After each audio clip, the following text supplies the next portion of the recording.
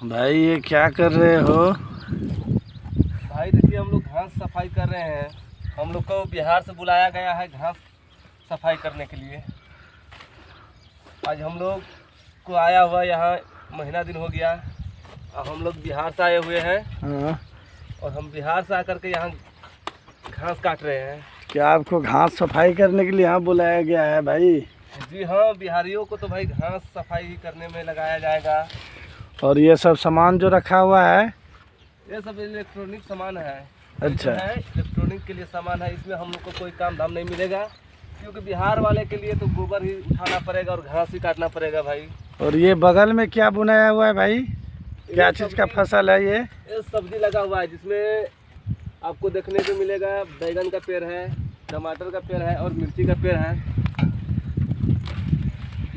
अच्छा, ये बिजली का काम हो रहा है भाई यहाँ पे? हाँ हाँ, यहाँ बिजली का तैयारी होता है, यहीं से बिजली उत्पन्न होती है। अच्छा, और सब सुनाइए।